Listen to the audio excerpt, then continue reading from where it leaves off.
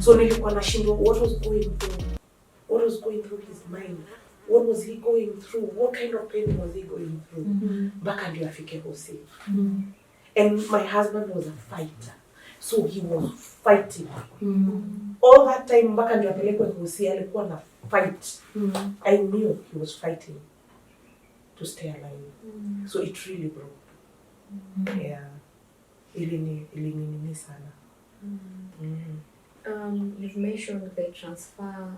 So I can imagine it's the eve of the burial. But just to take you some days back on, you chose everything, the casket, the shopping of the dresses, the clothes. I know we made a lot of jokes that Saturday, that it was a very dark Saturday. What was going through your mind? Because you're shopping for someone. Nice clothes, yes, but they're not coming back. All I wanted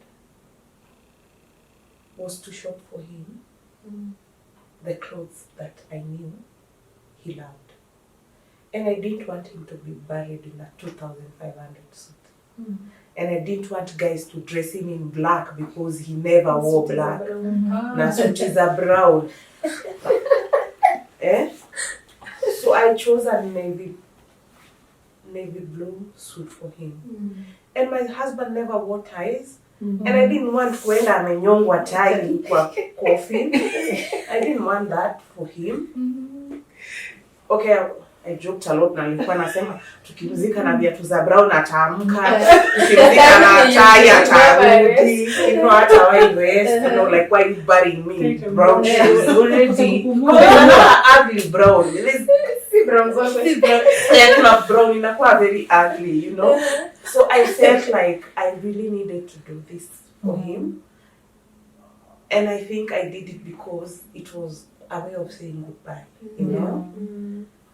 And also, I really wanted to do everything because I didn't want my kids to see any form of weakness. I wanted them to see mom is on top of everything. Because I remember we shopped with the kids. Unakumbuka tulienda na watoto kushop? I remember. Yeah. And my kids said, my daughter said, me, I don't want to wear a dress. And I told her, wear whatever you want. And so we got them some really nice stuff, because I felt like this is their day to say goodbye to their dad. So, mbona wavae vitu hawataki na hawatawaiva tena. Yeah, but I was feeling like nilikuwa nasikia mnyonge na nilikuwa nasikia yani ni kweli amekufa. Nilikuwa nasikia bado hiyo uzito ilikuwa mingi sana.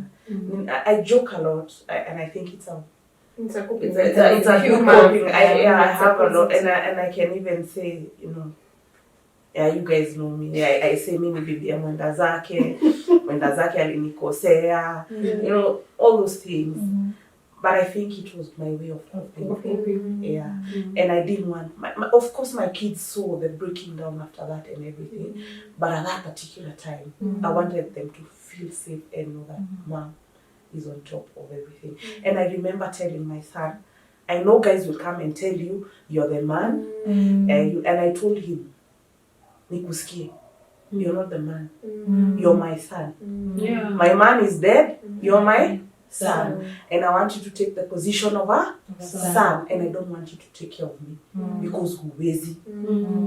You cannot take care. That's a very shoddy thing I can say. Yeah. You're the man. How can a 15, 16-year-old be the man? You're transferring responsibility to a child. Parentification. Yeah, parentification. And I told him, you just have to be my son. That's what I want you to be. Yeah, you don't need to take care of me. True. Yeah. I have people who can take care of me, who understand me. Who have the capacity. Yeah. In age. Yeah. And I remember that time, niliwaambia, for anything, call Auntie Carol. Call her. For anything you feel like you can talk to me, you have her. Yeah. And of course, she was there. And her hair was really bad. The whole time, she looked like a homeless woman. Like it was bad. You didn't notice? After 2 months, I was going through my photos in November. Then I'm texting Mary, mbona mkoniambia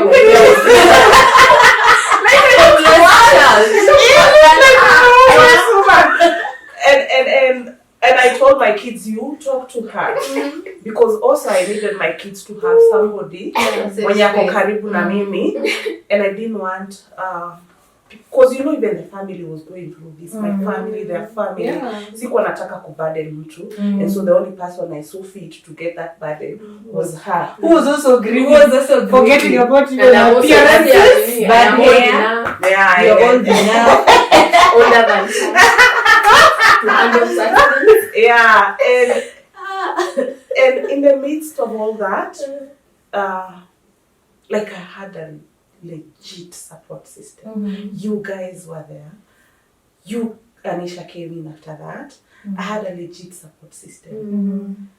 People who understood what I was going through. But your postmortem. I remember my brother, tulienda kufanya postmortem, tukaingia, mwili ikaletwa. So nilikuwa nimeanza accept imekuwa mwili. Mwili ikaletwa, and I identified the body, and my brother told me, get out. I don't want you to see this because you'll never recover. You know? And I went, nikakaa kwa gari, postmortem ikaisha. Wacheni niwaambie.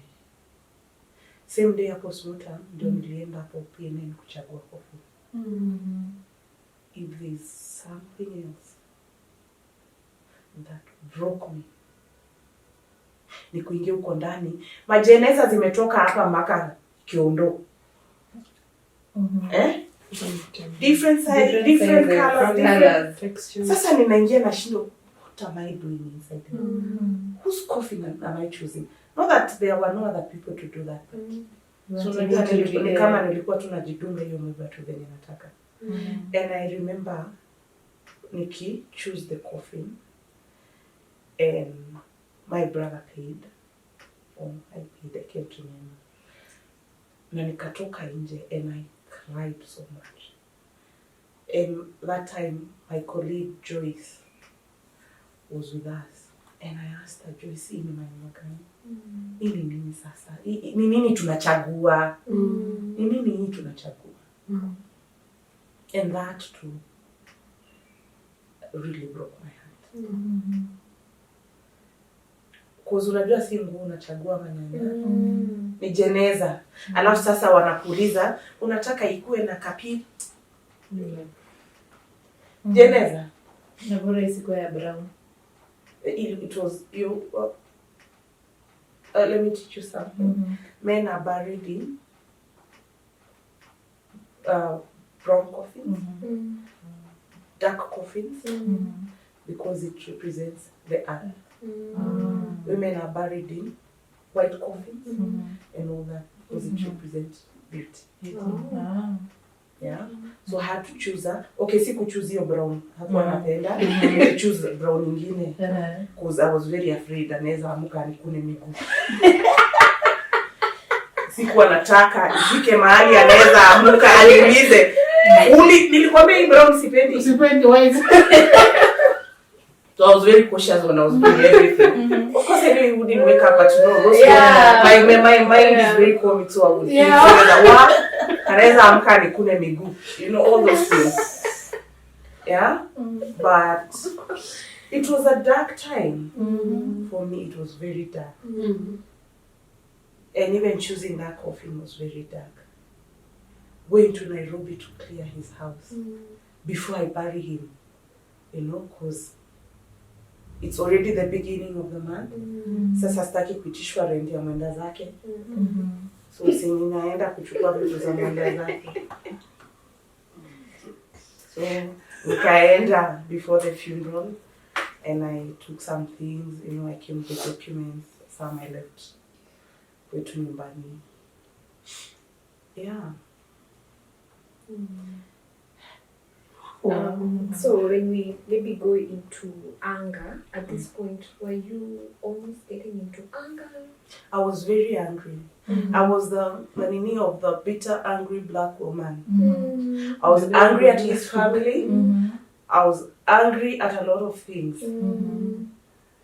Maybe Anisha can explain how anger looks like in grief as you give us the context. Yeah, so with anger, you start finding reasons to, like, you're trying to find a scapegoat on why it has happened. And I think with Mary's anger, it started with the doctors. When she walked into the PGS, why are you guys standing here? Why aren't you doing something? That is where his anger starts, where her anger started. And then as you realize that when they said that they needed to move the body away from there, you also got angry at that person. And why did they want to remove his clothes? So from the beginning, you can see Mary's anger. Even responding to mwili. Mwili. Who I call him mwili. So already it was a form of anger. Yeah. So to her, she expected you call him Ken. Babe. Mwili. Babe. Babe. Okay. Sweetie. How dare you call him mwili? Marehemu ni nani? Who calling marehemu? So her anger already started there, because first of all, when your brain goes into fear, remember, fear is normally, anger is normally it's camouflaged as fear. Anger and fear is actually the same thing. So because you're afraid of the death, the fact that this person is dead, it comes now as anger. And now we see the behaviors of anger. Irritability. You need projection. I need you to understand that this person is a person, not a dead person, not a body. And even as she's saying that when you're asking your friend about you can hear Mary's tone. So she's angry going to the coffin. She's angry like, why should I be the one doing all this? And even I think when you're walking into your compound with the clothes in your hand, you're already angry at Ken. You left here wearing these clothes. Why am I now carrying them back to your house? This is not fair. And now when she starts feeling like it is not fair, I need to be angry at somebody. And I need to. My anger is valid. You left here walking. You're no longer here. It was just a scratch. Yeah. What? How do you explain this? So you're normally angry because you're afraid of even accepting the reality of death. You're normally angry at everybody around you because you don't know how to move on. How do I move on from this place to the next? Where do I start? Already your body was already on autopilot. I'll walk, I'll go to the door, I'll open my door, but I am not there. I'm like in a cloud. I'm just floating somewhere. But then the only thing that I feel is real is now my anger. Because now my pain, I can suppress it and I can deny it, but now I can accept and embrace my anger. Yeah. So I was really angry. I was angry at Ken. I was angry at his family. And then I completely denied to close to 1.5 years. I was angry at God. But what happened now with this anger towards God? Ken used to work in Nairobi, so he used to come over the weekend. Like on a Friday, Saturday, Sunday, he goes back on Monday. Friday evening. So I felt then hiyo kwenda church. Nikashindwa kabisa kwenda kanisa. Na ningeenda, nilikuwa natoka hapo naenda bar. Naenda base. Yaani nilikuwa natoka church, hata nilikuwa naenda na trouser. Natoka church Base. Coping mechanism. Naenda kukunywa because it didn't make sense to me. But now, because I'm a spiritual person, imenichukua 1.5 years to accept nilikuwa nimejump. And umejump. Nimeforgive kila mtu, lakini God ni kama hata sikuwa nimeaccept. So you forgive mwenda zake. Niliforgive. Nilifika kama ale nikadecide, unajua ameenda. Unajua asha decide ameenda kwenda zake. What can you do? Nitafanya nini maybe. I forgave my in-laws. I forgave a lot of people. So many things happened, transpired in that period and even after. I forgive everyone. But you see, now was nilikuwa pia kwa denial. I'm angry at God. So that took like 1.5 years.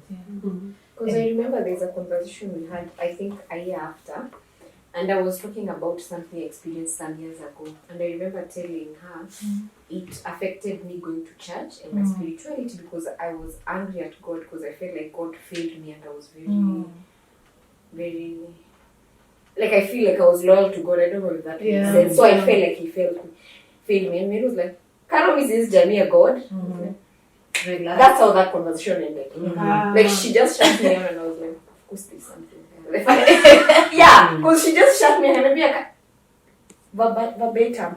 Karo says Jamia God. He's been so faithful to me. Says Jamia God. Compare maybe people respond differently. For me, after my experience, God was the first person I felt angry towards. And since spiritually she's, more advanced than me because we have levels, right?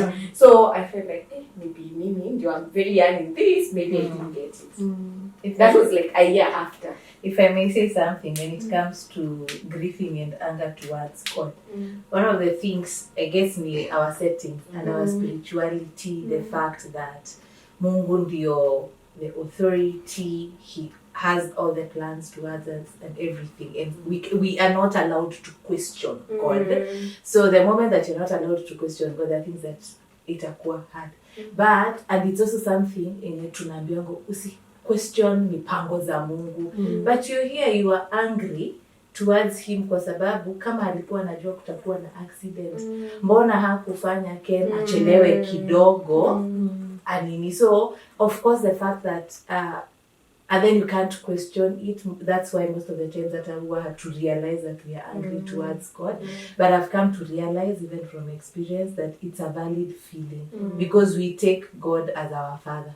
So, and we are always, sometimes we are angry towards our physical father. So if we are angry towards him and it's the same thing that God is our spiritual father, then it's very normal. We should be able to ask him, like, God, kwa nini?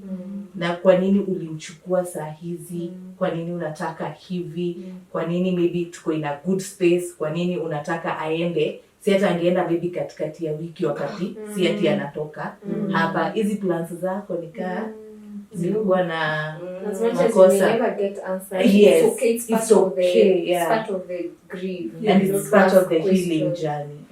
Yeah, so I was so angry at God and with God, but I couldn't bring myself to say that.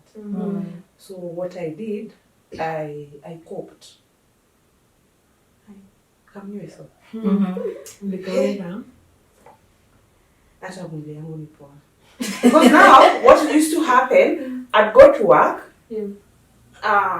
nikitoka job, because I'm trying to numb. I'm trying to numb everything. Like, nataka nikifika kwa nyumba nizime. So nikitoka job, napitia base. Run for the road. Napitia base. Unajua base. Napitia base yangu.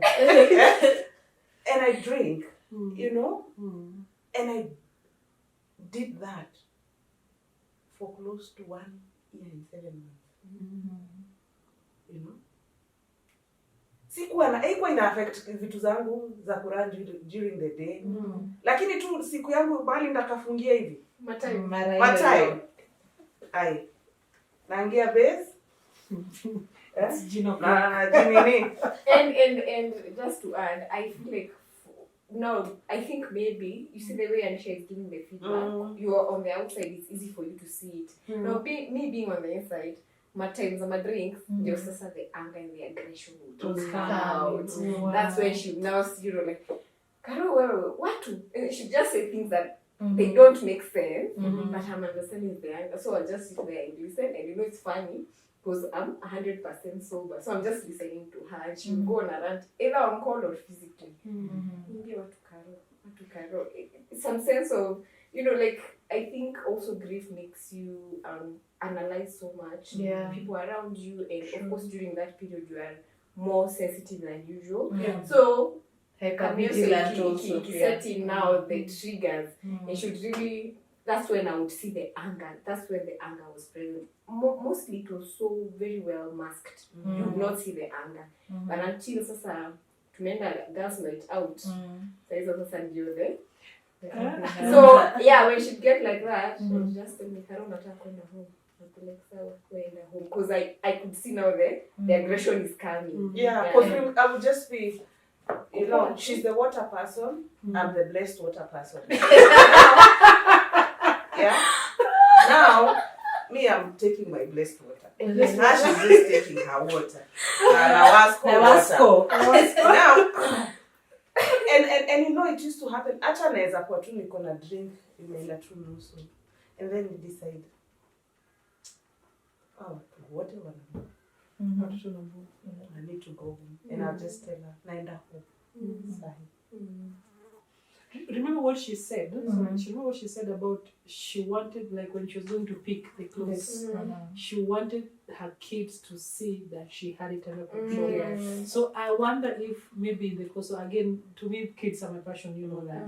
I wonder if towards this, during that moment, all she needed to do was to protect, to shield her children from the pain that her herself she was facing. So during the day, she didn't have any time to process it, or to actually bring it out and express it, and then the only time she could have it is when she was taking her blessed water, whereby whatever she said, we could always blame the drink, and not blame her. So that's why I'm safe from the blame, and I don't show my kids my true emotions, because I don't want them to feel what I'm feeling, because it's too scary, it's too ugly.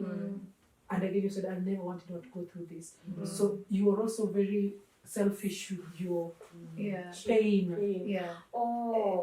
So she took in a lot of pain, and the only way to handle that amount of pain that was in there was to numb, and it would only come out then because it was a lot. Exactly. I also picked that. But now what happened, you remember now Alvin was in high school. So he went back to school. Yeah. And my daughter immediately went to boarding school. Yeah. So you're left alone. So niko tu peke yangu. So mwenda zake anaenda zake. Watoto wameenda shule. Niko tu home na Hausi. Hausi sana mwambie nini? Usiniende tu nikae na watu wa uliwota. Alafu tena ukikasika pia wanakuudhi. Narudi sasa home naanza ku crash. And even when the kids were there, I would have a very zen day, and then nifike home. 30 minutes. I'm in crisis. Wanaanza kupigia wewe. Wapigia Karo. I mean, mimi wacha nikwambie, grief is stupid. Like you go through everything. It's not all the stages of grief. As if watanange ati denial, anger. Saa zingine nilikuwa sawa, niko kwa gaming, niko sawa, niko acceptance. Alafu narudi huko kwa anger. Alafu ni yani inakaanga hivi. Like it's a bad thing because you don't even understand yourself. You don't even understand what's happening to you. You know? You don't understand a lot of things. True. One day you're okay, the next day you are not okay, and it's only one person that has to go through all that. Because I also picked when you're talking about anger and the fact that you would now go for holy water. I feel it could also be because of the responsibilities that you had.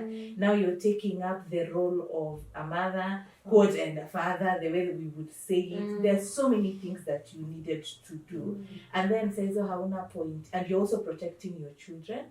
So you don't have point ya kuonyesha, unafaa kukasirika. So the moments that you would take me, wakati wa holy water, it is holy, I am unholy, I am angry. It makes them gather them. Karondio, it's a very good cocktail. Karondio, and I pata. And then so because Pia Karo cannot talk about it, or even give we show up the way you want us to show up. So kama ni saa ya hasira, you let it out. But I also feel it's because you found a safe space to be angry and even to say that you are angry, because not most of us find that space. And when you look at now, you see we've mixed, like ameongelea a bit of anger. Okay, a lot of anger, not a bit. In just a how was bargaining for you? Because already I can see some bit of depression.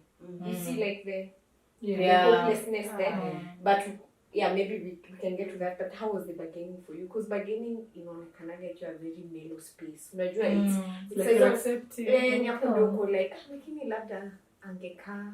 Actually I remember this. You're like lakini Karo maybe angekaa. Ako incapacitated na so how was bargaining for you? Did you stay there for long? Bargaining for me looked like it is well with my soul. Bargaining looked like it was his time. Because like I said, he was a good driver. Bargaining for me was like kila mtu ako na basi yake ya kuenda. Mwingine ni kansa, mwingine atalala akose kuamka, mwingine and that was his way of going. Bargaining for me looked like haya sasa. Sasa situendelee basi. Sasa and understanding that ni mimi. Ni mimi na nini? Na ni mimi, hakuna mtu mwingine. Na Ken harudi. Na huko ameenda na maybe hata ashapata mpoa mwingine huko. Wengine wanapata. Hatujui nenda wapi, si ndio? And I'm like it's permanent mpoa. And I'm like maybe akona mtu yake. Okay, jokes aside. Maybe I was like, we have not been there, so bargaining for me looked like we had a normal marriage with its up and downs. We had some really good years. And bargaining for me was, let me focus on the best part of our marriage and the best part of him being a dad and the good things that he did for me as a woman. And bargaining was easy for me. Bargaining was after the anger and everything. Okay, maybe in the therapy I'm not cheesy, And I remember calling you and telling you I need a male therapist. I need a queer a certain age. And I just started therapy. And of course I was surrounded by you crazy women. And you are psychologists. Psychos.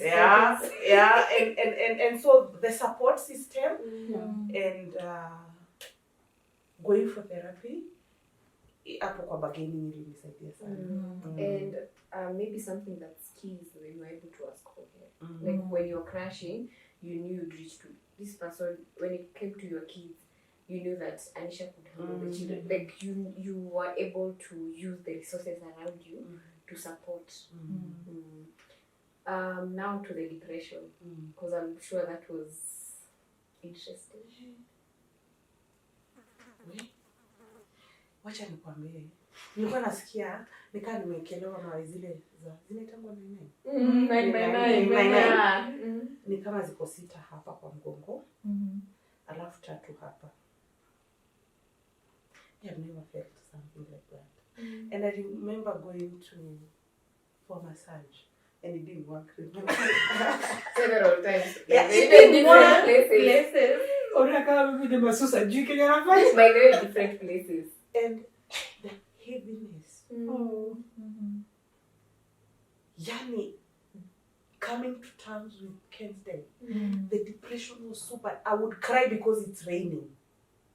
Ananyeshewa. Imagine unalilia cops. Eti hiyo maji sasa nilikuwa nakaa nasimama kwa dirisha. Najiambia yani mvua yote imenyesha hivi. Itaingia mpaka kwa hiyo jeneza. Tamdrum. Sasa atakuwa wet. Alafu nikaanza kugoogle how the body decays, how long it takes. So depression for me was just trying to find out, where people go, how long does it take for him to decay, But in my mind, he never stopped being my kid. So everything that happened, everything, it was so depressing. It was so depressing to go to school without Ken. Kuona watoto wangu. it was so depressing to do everything. Yani kila kitu ni mama mpaka jina inaisha rangi. You know, it was. And the worst part about being an adult is that nothing waits for you. Like True. your responsibilities at There was work many will moja. not be excused because your husband died. Ukishapewa maybe the 2 weeks until you bury him, you get back to the children. Life is normal. The children, if they are stuck, mom had to. Na mimi naweza ongea nikwambie zipi. Nasikia hivi. Na nakumbuka nilitoka NSSF nikapaka nje. Nikatoa wig. Laini lakini zilikuwa poa. Hazikuwa poa. No wonder nilikuwa na wig. Nikaweka kando. And I sat down and I told God, if I am feeling this, I'm a grown up, I can speak about it. I can talk to people about what I feel. And I told him, I don't care what you will do. This was your job. Me, I don't kill people. I don't resurrect people. By then, nilikuwa na have candid conversations na God. And I told him, I don't know what my kids are going through. You need to heal their hearts. If they are feeling the way I'm feeling, nataka ushuke uingie kwa hizo roho zao. And I want you to heal these kids. And I want you to carry them through. Kwa sasa ni watoto. Mimi naweza kusema so nasikia all manner of things, you know. They're also feeling this. This was their dad. You know? It was so depressing to see my son, ameamka, and then he's sad, and then he's crying. And maybe I just had a nice day, and then he's crying, and then we are all crying. You have to show up. Yeah, we're showing up and crying. I really cried. And I could see, I think the other thing that really disturbed me was seeing the light in my daughter's eyes, Haiko. And I kept telling you guys, I don't see the light in my child's eyes. I don't see it. Unajua mtoto wako unamjua. And it stayed like that. Hiyo light imerudi like 1 year ago. 6 months ago. And I could look at her and wonder, what is she going through? What is really... Of course she's going through something. She lost her dad and walikuwa mabesti sana. But now looking at my child and seeing that, hiyo light haiko kwa macho, hiyo demeanor yake imechange. Lakini kakako tu, katoto, ilikuwa inani depress. Kwa sasa sikuwa najua nifanye nini. And I remember even when bringing them for therapy, Anisha, I told you I'm so worried about Shanice. Yeah? Because I didn't know. And I don't know what to do. And I can't bring their dad back. Yeah? But I made it a safe space for them to talk about anything. And of course, I'd be having just a normal day and then they're crashing. And so we go back to crashing. And depression for me was being a widow, being a single parent, trying to handle my grief and the grief of my children. Let's not forget. Let's hizo vitu zingine achana nazo, bills sijui na nini. Those 4, mimi ainenua, nani anajuanga atakuwa widow na utafanya nini kuwa widow? Nani anajuanga, you know, sasa I'm a single parent. Sijawahi kuwa single parent in my life isipokuwa hiyo time. So how do I handle this? How do I handle my own pain and handle the pain of the children? It was too much. It was too much for me. It was too much. There's something you said about the rain and you thinking still my can, which reminds me not only in your case but of how people expect you to move on at a certain amount of time. So when she said she was still my can, you know, despite tumecheka hiyo ya no, because honestly nimempicture akiwa amesimama kwa dirisha Yeah, that was a fiction. Because we know how Mary speaks. Yeah, imagine when she sends you a voice note or text that, it's very funny. Hata kama analia. Karoti nimefura macho, lakini sasa imagine. Sasa, like, you see that thing she googled? And he text like, one Sunday morning, very nice paragraph. Sasa imagine sahi Karo, nikwambie kenda kwa stage gani ukamwambia. the humor is there, but you can see the pain in the that. pain, yeah. But now, and also we know that Mary writes a lot. So I'm imagining the way people feel like, people feel like, hey, huyu sasa amegrieve sana. They will not maybe use those words. Yeah, but you see, she said, it was still my Ken. So, and will always be. So how did you handle that? I don't know if you got those comments, but I'm sure people are very sensitive. It was so annoying. Like, it was very annoying. It's still annoying. Because I still talk about Ken. Si hata mliona nilimpost class. Venye, Friday. Nikamuliza kama huko kwao wako na kado. Anitumie kakitu. Huko ni kugumu. Hii economy ikipelekwa. He's still my Ken. Yeah. And the further people expect you to move on. What are you moving on from? Si pengine ni meze watoto, ni meze the 16 years and 8 months, like go back to 22 and now 20 or 19. And you can have that time. So people expect me to move on. But I'm like, you need to let him go. Where? It's as if I wanted to let him go in the first. Actually, now people were telling me, you let him go. Yeah, and people were telling me, in our culture, and I'm like, the grieving culture of I will not use the words I wanted to use. Because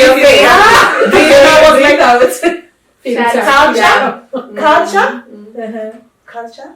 And I remember there's a point I told one friend of mine, lose your wife, then let's have this conversation.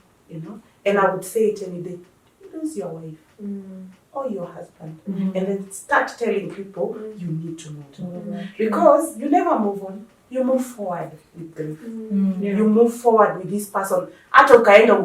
You move forward with this person. Because you have kids with this person. You have memories with this person. So you move forward. It becomes easier, but you cannot wish this person away.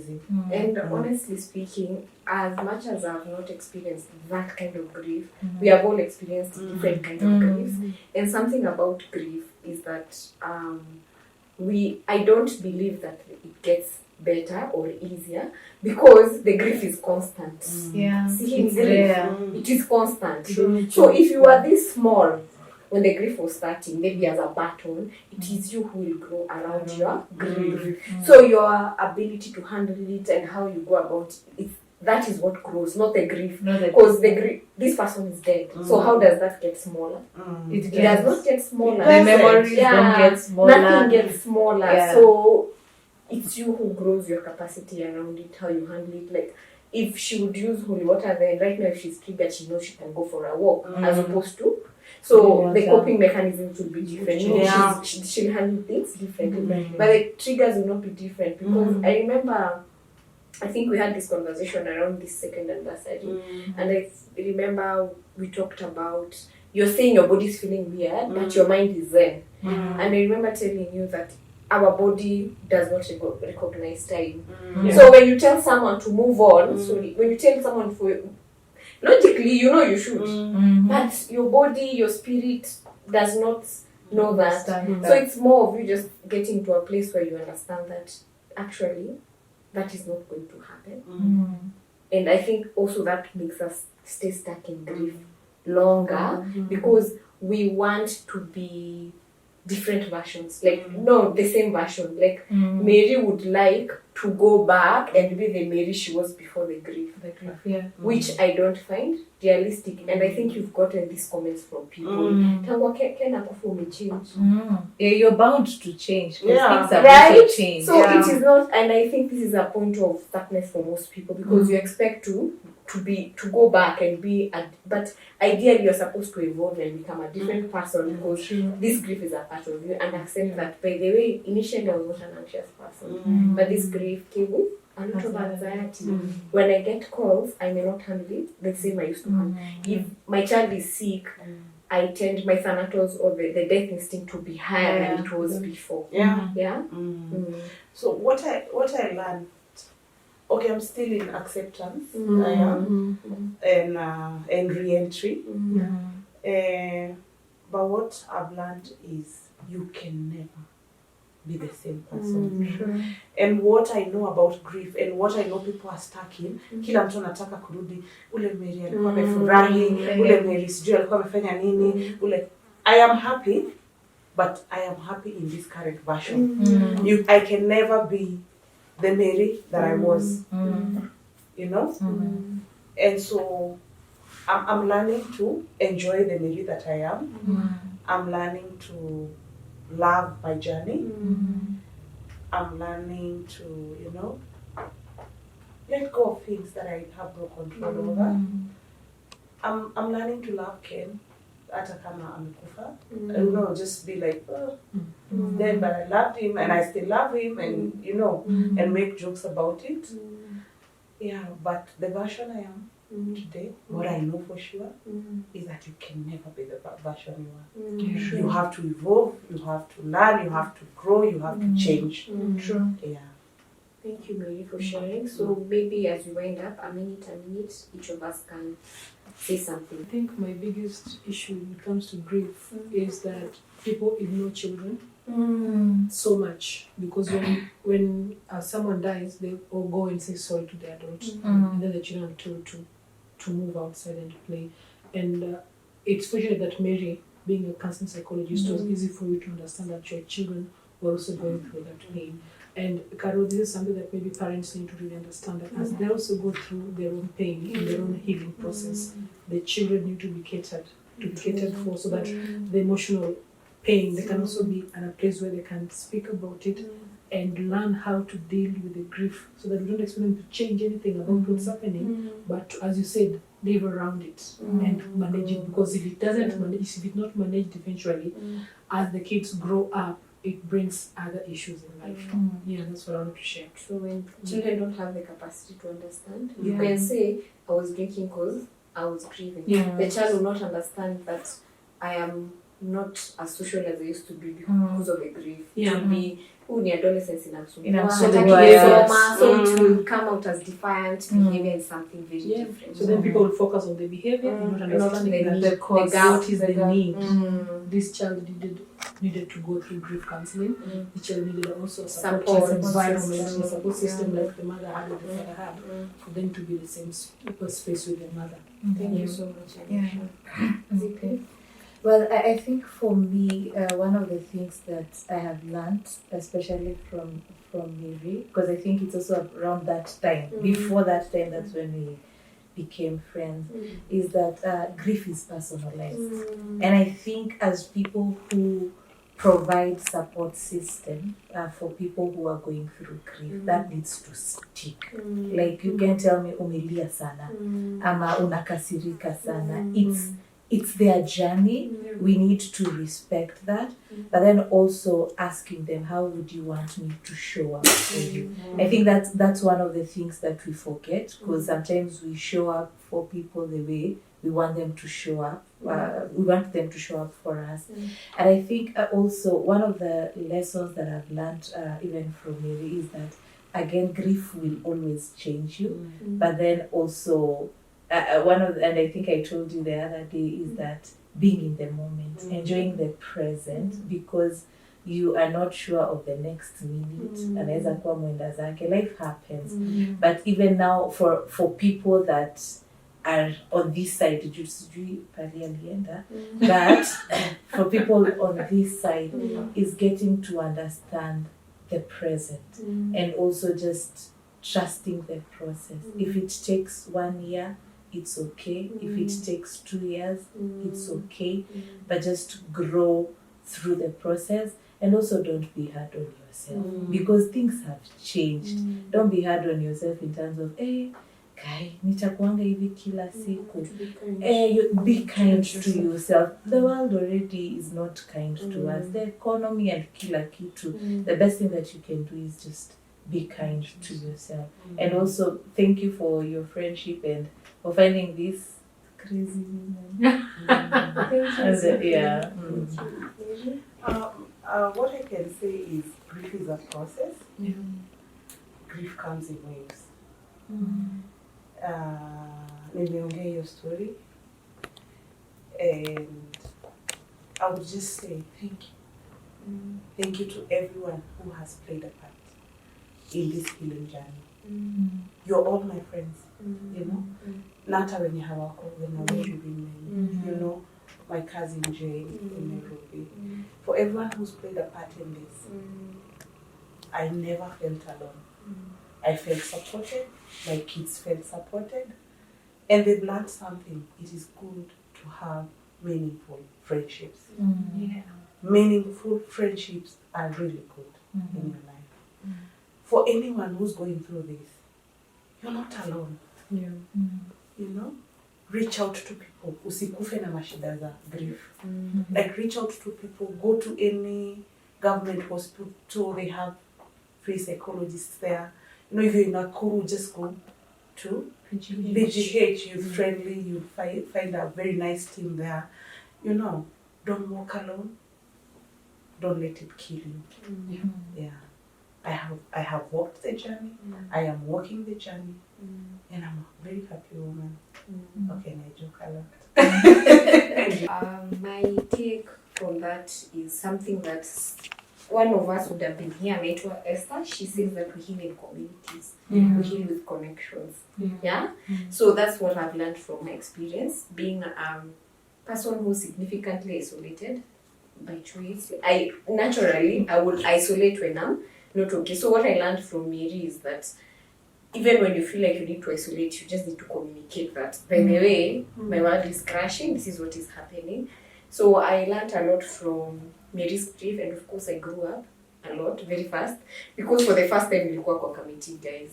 Hey, nilikuwa kwa committee. Yes, so I was like, I was so confused. I was like, nafanywa nikuwe accountable. Alafu imeisha naambiwa tunaenda kuvunja committee. How old am I, guys? So I grew up, because when these things would happen, like the last death we had home, mimi nilikuwa tu kwa bedroom like chill. The much I would do is help in the kitchen.